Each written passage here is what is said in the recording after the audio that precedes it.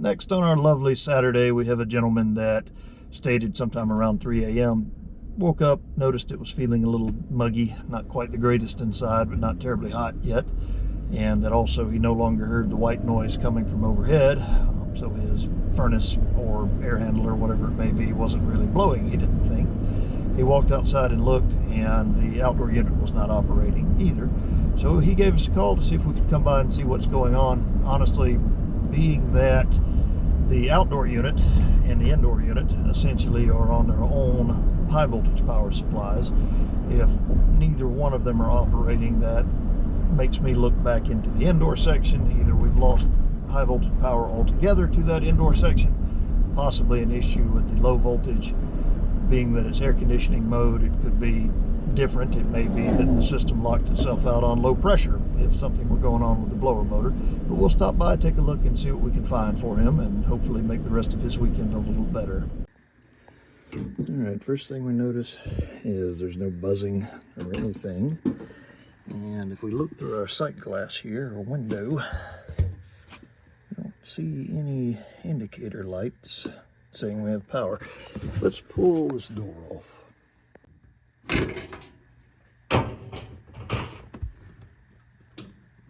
With our interlock switch depressed, we still don't see any light.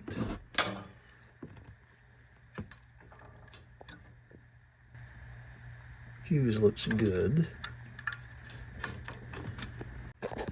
Let's check and see if we have any actual power here.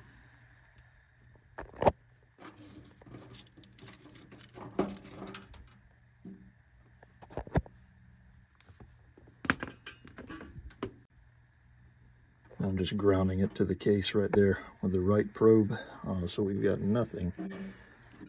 We do have a little switch. Let's just make sure. Same thing again. We're just again using that screw hole to ground it. Nothing.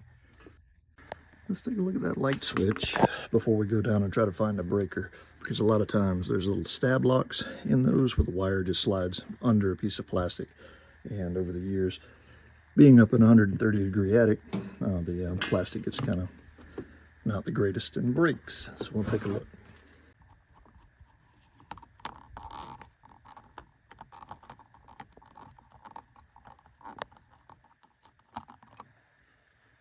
And yep, you can see it right there.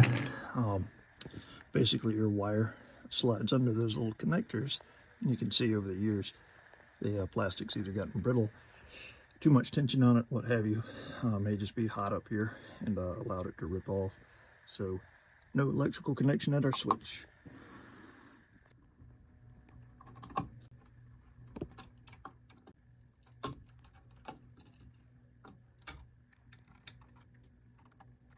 And basically both of them broke off.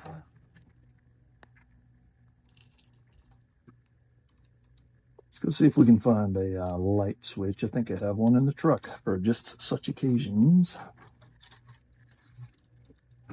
First thing we'll do is double check and make sure the power is actually off.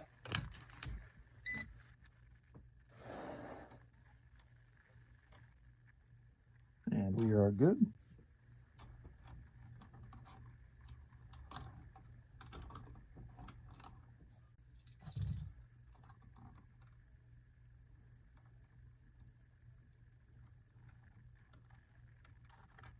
I'm just curling the wire a little bit with my screwdriver so I can have a good mechanical connection up under these light switches, or under the terminals for the light switch rather.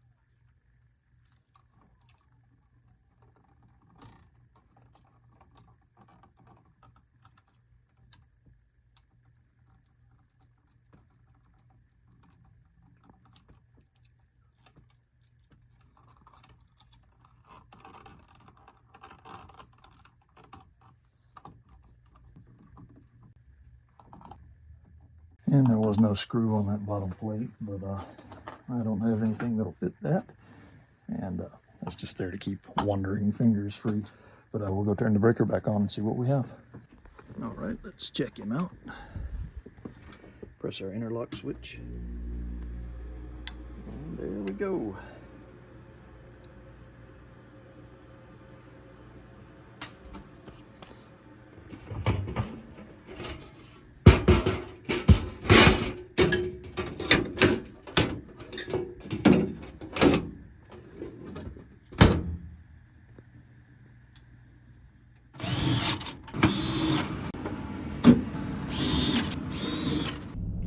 Other than the 130-degree addict, that wasn't a bad one. As you saw, we had no power to the unit. And immediately, I saw the light switch, and it's suspect.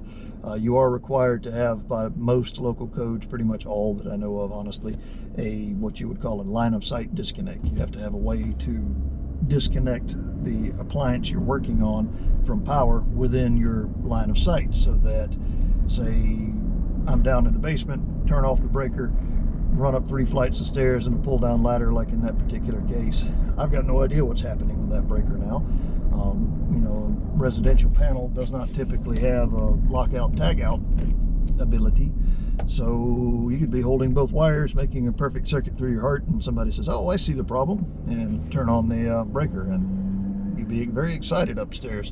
That's funny, but it's actually happened to me. I heard the guy yell from wherever his breakers were. I heard him say, "I found the problem," and I was putting a contactor on, and I said, "Oh no," and slowly tried to let, you know, it felt slow motion, but I'd let go as fast as I could, but he still popped me pretty good. That one was 220 volt, so it's a little fun. So line of sight disconnects, you usually have them. In the case of a furnace, instead of having a breaker or a pull-out disconnect handle, a lot of times, being that it's a 110 volt appliance, you'll have just a light switch. Those, they do tend to have a little cheap, what we call stab lock. I believe that's what I've always called them. But essentially, if you were to look at the back of that light switch, it's a perfect little hole, just right for the, you know, a 12 gauge, 14 gauge wire for a light switch. And a lot of times you'll poke it in there, and all that's holding to it is the plastic tension, pressing it against the copper.